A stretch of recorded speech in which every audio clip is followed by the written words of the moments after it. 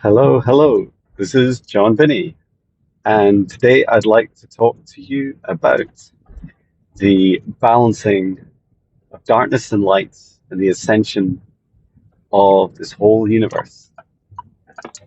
And before I get into the detail, I have been volunteering today at the St. Columba's Hospice here in sunny Edinburgh in Scotland.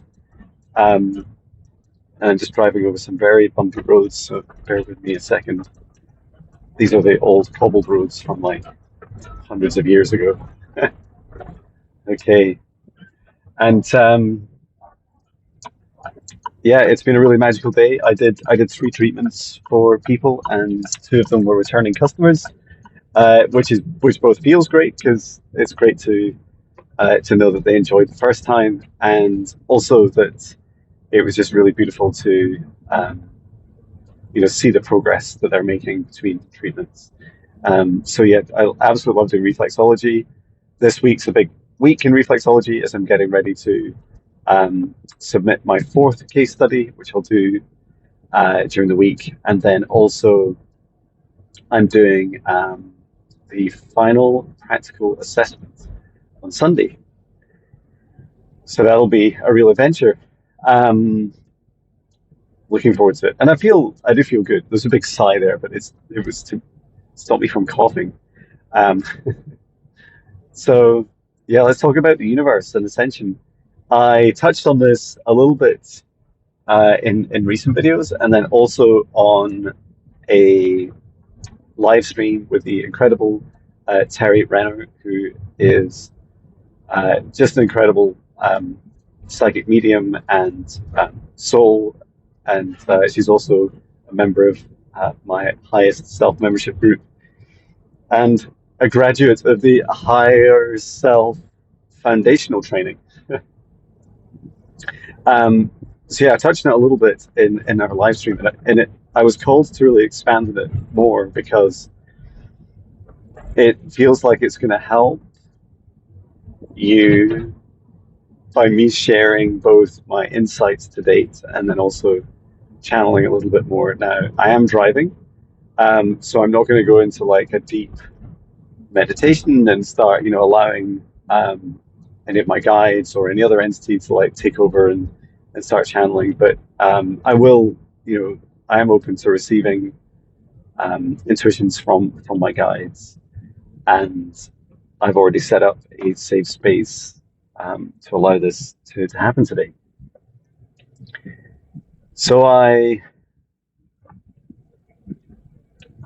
know that there's a lot of interest in planet Earth at this time, and every planet is unique, and every being on every planet is unique.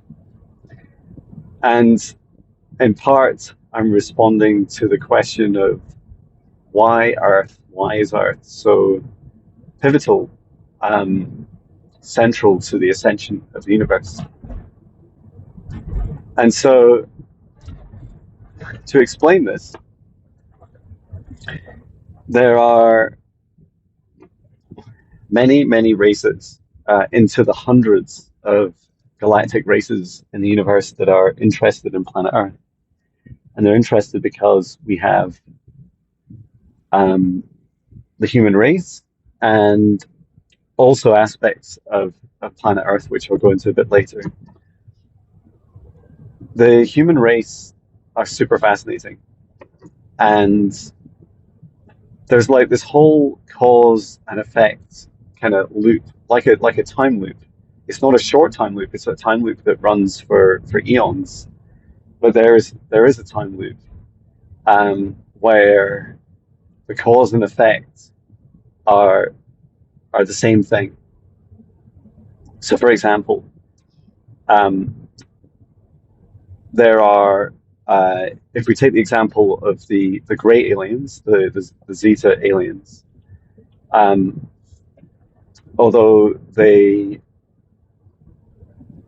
like to be known as from uh, the the Zeta star system, they are also part of the future of the human race.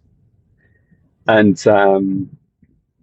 what's interesting about that is that the human race um, have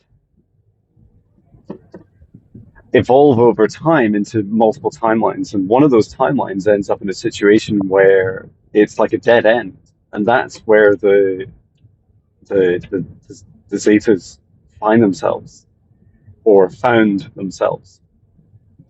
And so they came from humans and over many thousands of years evolved, living underground, um, you know, uh, in the underground realms, and there are many. Um, and what's really interesting is that they they struggled to understand how to continue to develop their species in the breadth and variety, and they optimized for technology. That the reason they made their choices is less relevant to the choices that they made themselves. And so they chose not to, in their original timelines, to develop their own spirituality and capabilities psychically, or at least not in the breadth that perhaps we would consider ourselves developing as humans. And the amazing thing about the human race is that what then happened is the Zetas have the technology to travel in time.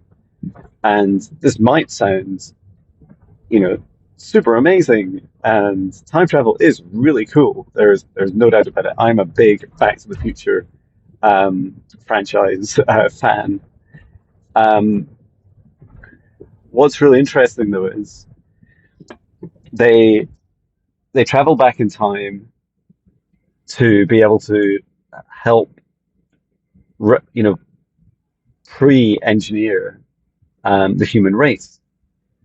And so what they did was they started affecting the DNA of humans so that it would help propagate, living long and being able to uh, have long-lasting lifetimes. And then when the timeline eventually developed for the Zetas, that actually that's what would happen is that they would continue on and perhaps even go on and ascend. And what the Zetas found was that the reason that they hit a dead end is because there is a universal ascension. Um, and I was asking this morning a bit more about that. And for the first time, my guys were sharing a bit more, saying there are ascension cycles in the universe, and every ascension cycle results in like a level up for the entire universe. Now the challenge is that the ascension cycles cause a lot of chaos, just like our own individual like awakenings and ascensions. This also happens in the entire universe, and so a universe ascending is really like uh, a way for the universe to be able to evolve, to continue to grow and grow in its expansion of its frequency range, being able to reach up to even higher and higher frequencies and dimensions. And there's no limit to that. Like there's no stopping a universe; it can just keep going. But in order for the universe to trigger an ascension cycle, like the next ascension, is that there needs to be sufficient beings in the universe of sufficient vibration.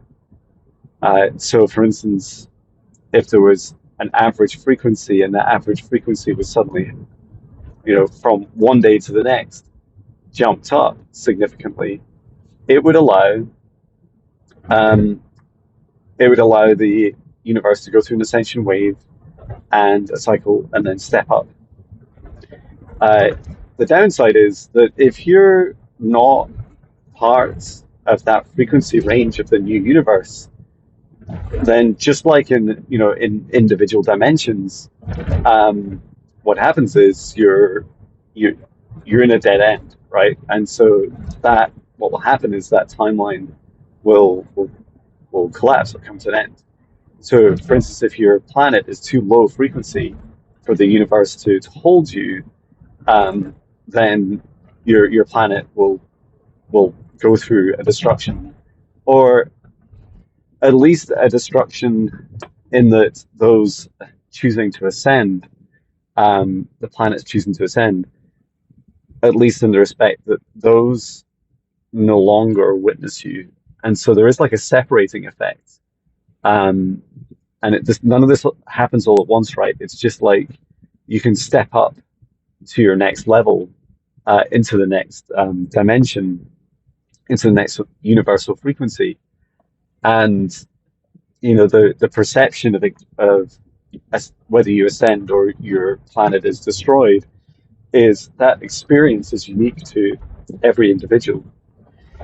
And for those that are higher frequency and wondered what happened to a lower frequency planet after the higher frequency planet ascended, then they may find out that they no longer, because that planet didn't make it to the next level, the next frequency range, that for all intents and purposes it was destroyed from their perception. In reality, like what happens for if you're actually on that planet that's too low frequency, my feeling is that you stay in a version of the universe that is continually at the lower frequency. But I do not know if that universe continues on for the same, you know, potential infinite durations. Um, that's something to think about. And of course, I'm talking about the universal level. A lot of these rules apply to, well, all the same rules apply to solar systems and individual planets, and then also the individuals on the planet. So, yeah, like if you're, for example, if you're an individual, like I've been experiencing this in my life, a lot of people that I've loved and I've been friends with, um, have died in recent years. Like a lot of people, like touching, 20, around 20 people. And part of me is too scared to count, but it's a lot of people that I've known. And in in that respect, it's like they made a frequency choice.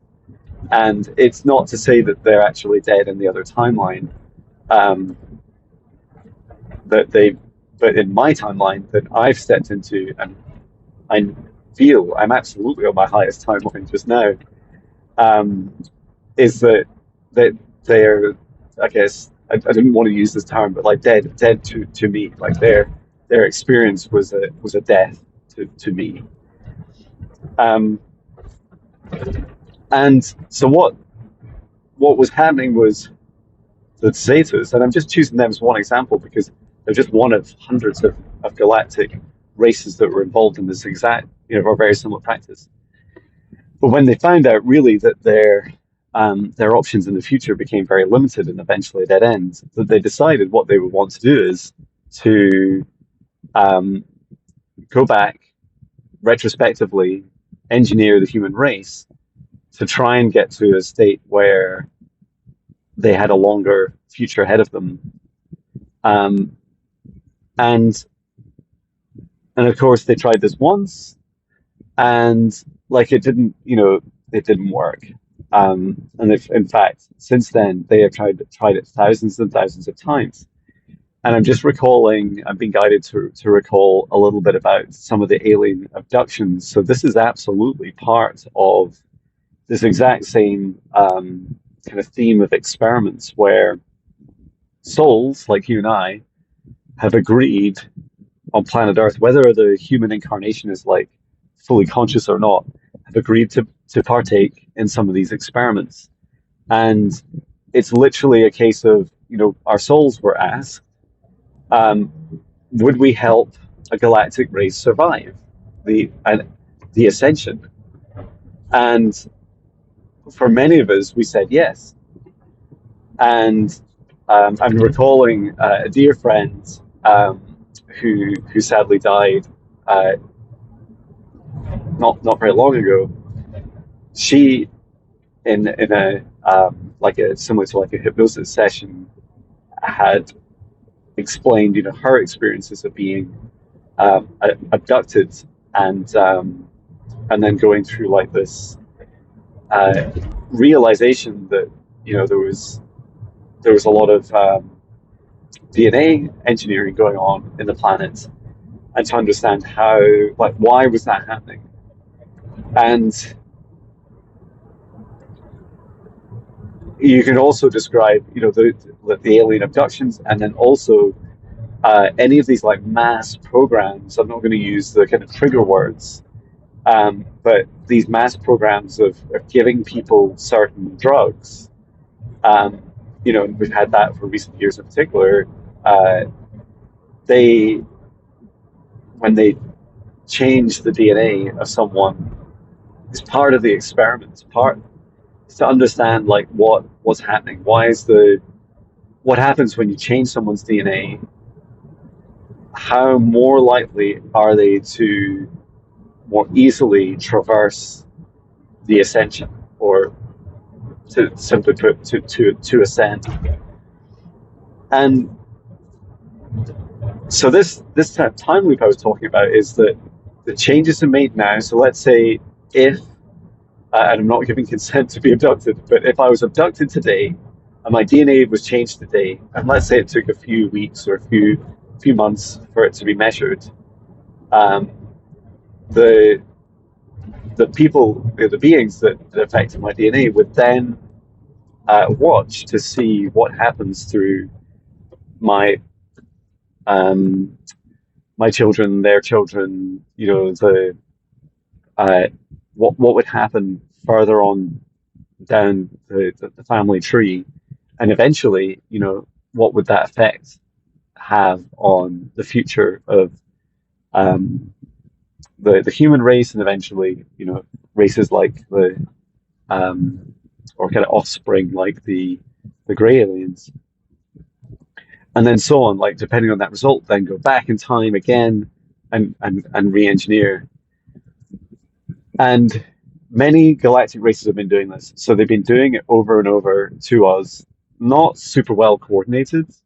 So there's a lot of kind of interference, intentional and accidental with each other. Um, there are attempts at coordinating. Um, so like I'm just seeing that the Galactic Federation, for example, have and Federation of Light and the Galactic Councils, they do talk, they do communicate, but what they find it really difficult to do is they're doing it at such scale and at such pace that these galactic races find it hard, those that are still active doing this work, this DNA manipulation for the support of Ascension, they find it really hard to, you know, keep track of all the people DNA that they're changing and then predict like the ongoing, like the downstream effect of that on the rest of the human race and other races. Um, and so there's another couple of dimensions to this to explain. Um, so let's take another race because we focused a lot on the Zetas. Um, let's talk about the reptilians. Um, and you know, reptilians are, sometimes people get a bit scared of reptilians. You know, you don't need to be scared of any one galactic race. Just know that they're all of a frequency range. Um, and it's true that the reptilians like Draco, Dragon, um, they and many more, they are like on a frequency range, and every individual, you know, should be considered um, on a specific frequency or individual unique frequency range. So in other words, all these, you know, frequencies and ranges to say actually they're not all bad and they're not all good, just like humans, right? Um, and for what it's worth, I have a very loving, very beautiful reptilian guide called Lucy, and she's incredible. So if a reptilian let's just say there's a team of reptilians, and they were busy engineering human DNA. Now, when a lot of this first started, there were different reasons to want to engineer human DNA. So the very kind of at the entry point into this kind of time loop or flywheel, if you like, was that engineering a race on a planet can be highly profitable. And so in their case, what they did was they were interested in like a slave race. And I don't want to, nothing's like binary, like on or off or good or bad. Everything's like the variations of everything in between. And so one aspect you could describe of this engineering is just like, yes, they could be giving humans, greater abilities. One key aspect of humans, and you may know this about yourself already, is that humans are highly programmable. So we're able to program ourselves. I remember back when I did embedded electronics in digital C2B systems, we used a chip called an FPGA, which is a field programmable gate array. And what was cool was we actually built our own, designed and developed and manufactured our own MPEG or MP4 decoder. And it's a bit older now, but it's a standard that resonates out into similar technologies, H.264 and so on. And so instead of like having a custom chip that could only do one thing, it was actually very expensive to build and not that super performant. We realized as a company that we could use FPGAs, these field programmable gate arrays. And what they mean is that you can reprogram a chip out in a customer installation or a customer site. You basically just send it new software, or it's called firmware for embedded devices, give it an upgrade, or even change its use completely. If you had two FPGAs, you could change their uses. And this very much resonates with humans, in that humans can be reprogrammed en masse, like on the collective. And you see this through, so many things that go on in these more nefarious kind of matrix of control that you see across this planet. But also, we can do it to ourselves. For example, if, I'm not saying I am, but or this was true for me certainly a couple of years ago, if I believed that I wasn't good enough to be able to run my own business, then I would program myself, like program my subconscious, or vice versa, allow my subconscious to program me, to constantly reinforce that and make that become a reality. So that's one aspect that's very appealing for going back to the reptilian race. Like, why would they be interested in programming human race? Hey, like, if you want to be able to control a planet, to help farm and harvest its natural resources, or even just the humans themselves, then their ability to be programmed is like really, really helpful. And what's interesting about programming is that ideally the subject, the human, doesn't know that they're programmed, so they're not consciously aware of it. They're more subconsciously programmed. And so the human would, we many of us still do this to this day, and perhaps I do it as part of myself, is that we create these limiting beliefs around us. Like, here's the things I can do, here's the things I can't do. And then we kind of encode those as programs within our subconscious, and they become like these prisons. So, for example, if I felt that I could never start my own business, then that would be a kind of imprisoning program that would stop me from that exact task, from setting up a business. And the reality is I'll be doing that sometime after the end of May, because I know I can do it. I broke free from the program. Excuse me. So that's one aspect. Um, the, Now, what's really fascinating is that these galactic races often learn, not always, but they often learn all about DNA from their own DNA. And so, just like we develop our technologies on our own planets, and eventually, as we go to new planets and in space, we create technology based on our experiences and to solve the problems or offer solutions, that are revolutionary for us. But a lot of it comes back, and especially energetically, it ties back to our own origins and our own, belief systems and mathematical, scientific, spiritual, mental models, like all those dimensions.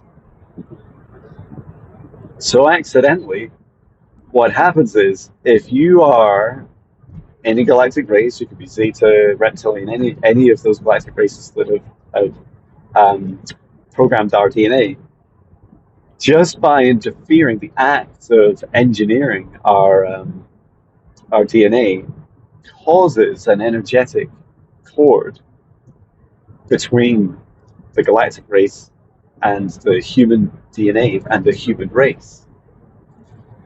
And of course, what happens? Well, consciously, and I believe some galactic races were totally aware of this.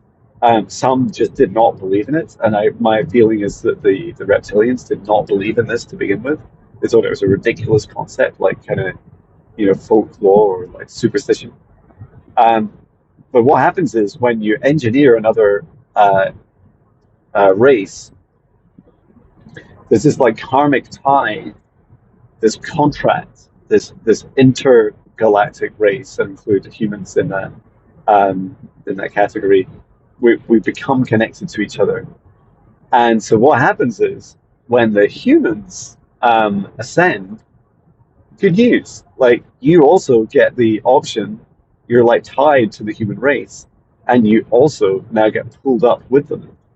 So this was like the kind of third reason. So I think like I guess what I'm doing is like working through these different reasons. The first reason for engineering DNA was like to avoid like a dead end for your race, like the Zetas.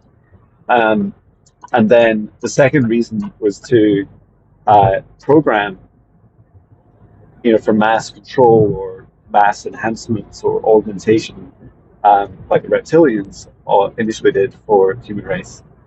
And then the third reason, either like intentionally or unintentionally, engineering human DNA ties you, like that's the concept I'm thinking of, quantum entanglement. Like it is inexplicable at a kind of close proximity um, in many respects. But when you take a step back, you realize that the act of changing one thing changes your own DNA.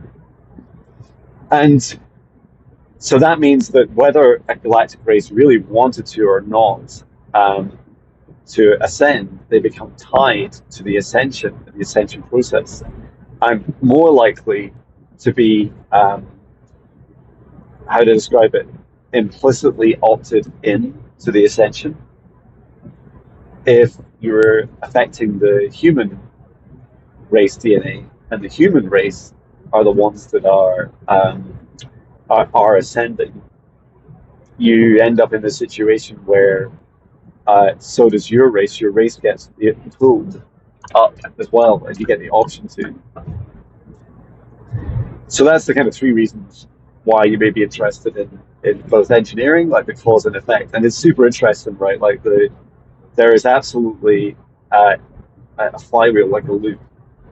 Um, and so the other really fascinating thing is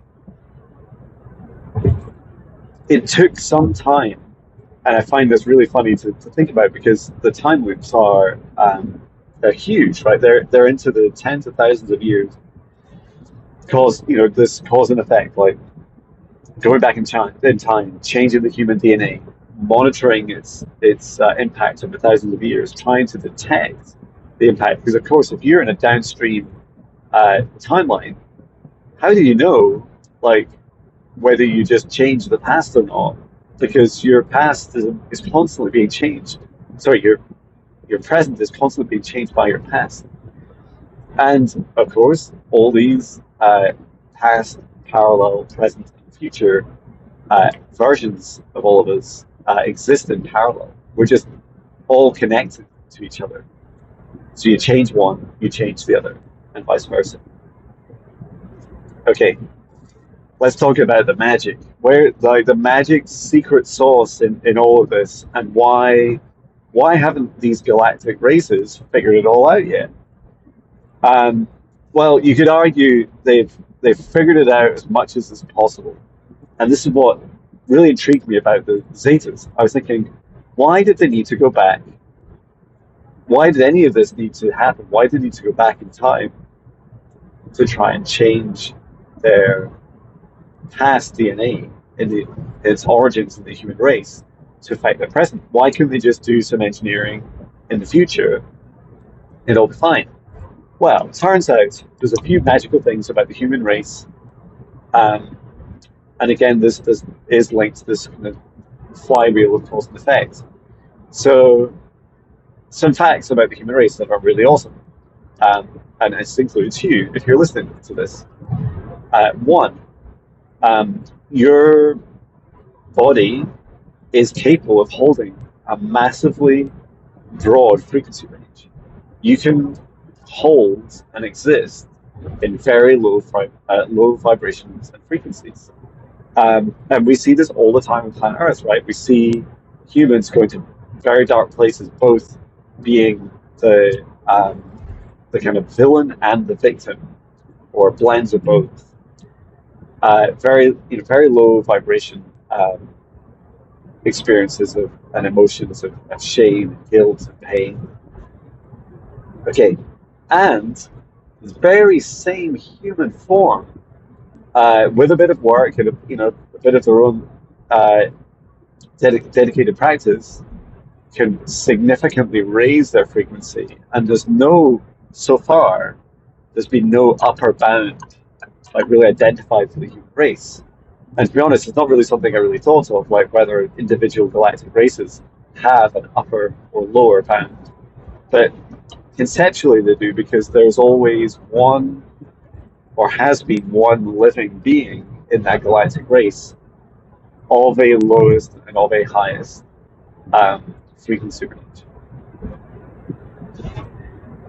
And in the human race is this ability to internally balance, like a super broad frequency range of darkness and light.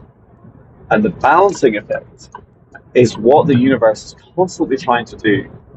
So every day, the universe, or source, creates into the universe more darkness. And every day,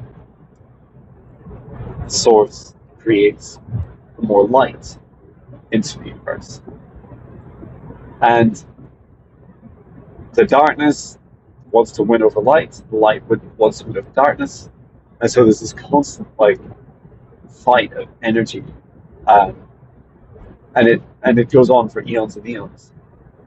But there is, rather than just end up in a situation where, because this has happened in previous universes, and I don't mean ours, and it's not ours in any timeline, but there were universes many eons ago where light won the war, or dark won the war. And it's catastrophic for the universe, because the universe needs balance. At one extreme, if everyone becomes dark at the lowest frequency range, you massively decrease the diversity of frequency. And just like everything, diversity of the gene pool, diversity of DNA, of life, of planets, when you decrease diversity, you decrease the ability of life to grow and to expand. And then on the flip side, so what happened is Source decided to create this like karmic effect where there's this self balancing mechanism, like universal law, built into the universe. So now, and karma does this for us, right? But it's one way, one kind of perception or viewpoint of karma is that karma is constantly rebalancing the planet and it and ourselves, and know that we live over many, thousands plus lifetimes, and not all karma is paid in a single lifetime. And so you can spill, individually, we can spill our bad karma, our negative, our low vibration karma over many lifetimes. If we did something really, really bad in one lifetime, let's say we killed everyone on the planet, then we may spend hundreds or thousands of lifetimes paying for that karma. And the reason is the universe wants to balance those two things. The universe is like, no, that was too much darkness in that, in that locality, in that realm, if you like. In this case, those that were affected, every living thing affected by that, those acts of like the destruction of a planet. And so it takes, hundreds and thousands of lifetimes to go through a lot of good deeds to rebalance that. This all happens at a grand scale as well. It's not just individuals; it's a planetary scale, solar system scale, galaxy scale, and as a result, the universe is constantly rebalancing. Now, in all this history of the human race, what some galactic races found is they're kind of like gray areas or kind of loopholes to karma, to this self-balancing effect. And so they figured out ways to get humans to sleepwalk into giving our power away and programming ourselves with self-limiting beliefs, so that to the rest of the universe it feels more like, well, the humans chose to be prisoners. In my case, I chose not to start my own company in the past, and now I choose to do that later. And so those beings that influenced me to make me program myself to think in a certain way with certain limiting beliefs, they escape karma, right? Or so they think. Or they have a small karmic debt that they can pay, relatively easily. And what's super fascinating is, to the universe doesn't care. The universe has found on planet Earth there's just too much darkness. It's just too much, and so it's trying to now bring in more and more high vibration souls here to help save the planet, like you and I'm talking and you're watching still. And that rebalancing effect allows the control, the matrices, the cabals, those that have nefarious intentions about planet Earth, to suddenly be rebalanced by the universe itself. And in Gaia's case, in Mother Earth's case, she invited a load of us souls in to come and help with the rebalancing. So what happens with the rebalancing is that as planet Earth is now achieving more balance, so we were completely dominated by darkness, and that those scales are shifting back, and one day we'll hit 50-50 or thereabouts, and probably wobble between the two, between dark and light. Excuse me, a yawn. I can't remember what a yawn means for the throat chakra, but I'm just trying to piece this together now. I'm not sure. Some of this, I don't have all the answers for yet.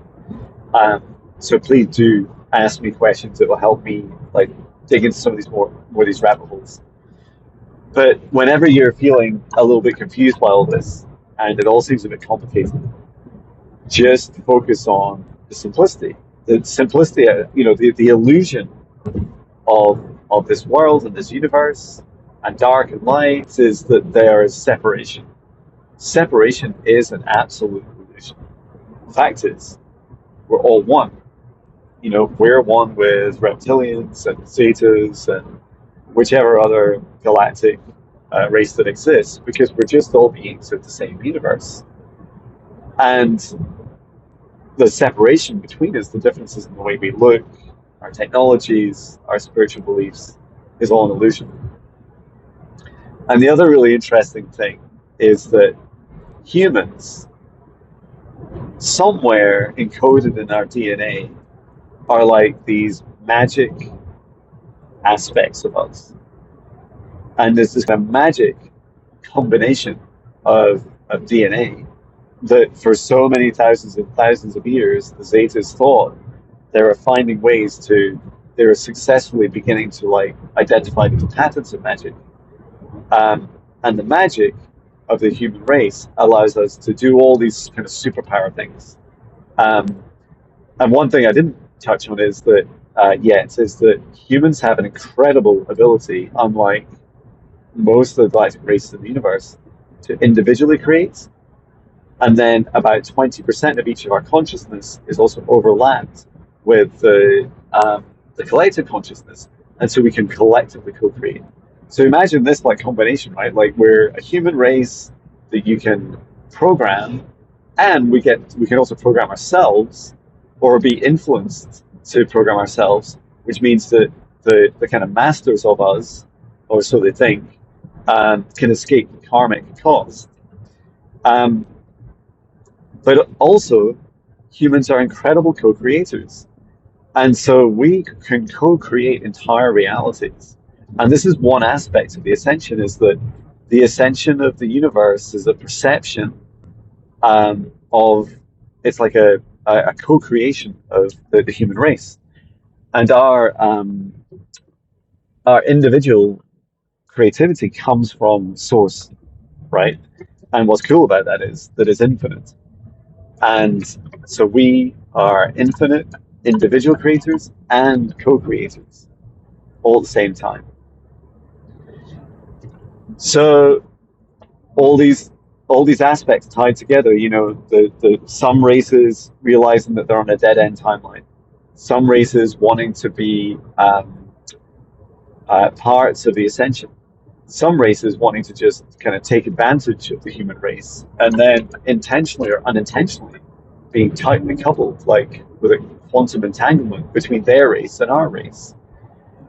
And our ability to co-create this future reality, and so many of our souls, and it just takes about 7 to 8% of the global population to go through their awakenings and to raise their vibrations enough that it increases the average vibration of the planet Earth, every being, and allows us to go into like a kind of one-way ascension state. And we're already in that. We're already in this is just happening. You can get on the Ascension bus or not. Okay, finally, as I arrive home, what does all this mean to you? Like, because it's quite hard to follow, right? And I can't say that I've rehearsed this or tried my very best to answer all the rabbit holes or the different angles. It's really simple, right? What can you do? You just need to focus on what makes you happy. And so you need to raise your vibration. And you can do this through so many things, right? Like spend time with your loved ones, spend time with your friends, your family, spend more time each day doing the things you love to do. Release the things that don't serve your highest good. If you're in a job that no longer, maintains or raises your vibration, then leave. Or find a better job, or change it while you're there. Change it from within. Make it an amazing place to work. I know these are really easy for me to say, right? But everyone has the opportunity to help, even just a little bit. And smile at someone. That's a start, right? Say hello to someone in the morning. That's a start. Follow, like, another thing you can do is like follow your fears. Whenever you're scared of doing something. So I was a bit scared of like going on my skateboard. Um, Now I like really enjoy going on my skateboard. I don't fear of, have a fear of falling over. I feel like I the more I do it, the easier I'm going to find it, the less likely I'm going to fall. And yeah, do the things you love to do. Follow your passions. Because when you individually raise your vibration, you affect everyone else around you. You affect the frequency of your home, your town, your street, the city. Your individual frequency affects the entire planet, even though it's just like one, you know, it's like a ratio of like something like 8 billion to one. It exists, and that's just you individually. You also have this co-creative aspect to you, and this is a big amplifier. So this is also why you you don't need like 70% of the planet to ascend, just seven, because it when you inject that 7% of high vibration into the collective consciousness of the entire planet, it has this like kind of multiplying effect. And if you've heard of something, I heard this many years ago, Project Looking Glass, where you know, kind of black, how to describe it, like deep dark technology programs in the military stumbled across this technology called the Looking Glass, and it could see the future. It allowed you to see the future, and they kept seeing this shift, this event, this ascension, and they quickly realized that there's unstoppable, um, and they really did not want to lose control. And so a lot of their behavior since then had been doing this, like building underground bases to try and shield themselves from, galactic rays and cosmic rays, etc., which are parts of our ascension. And just last week there was these incredible northern lights. The reality is, everyone gets to choose. If you want to ascend, just raise your vibration and choose to ascend. If you don't want to ascend, it's fine. Stick around on your existing vibration and just see what happens. So there we go. I'm arriving home. I hope this finds you well. If you have any questions about this, other than general confusion, or if you want to ask some new questions, please do let me know. It's been a real pleasure sharing this with you. And I'm sending so much love from Scotland. Take care. Love you.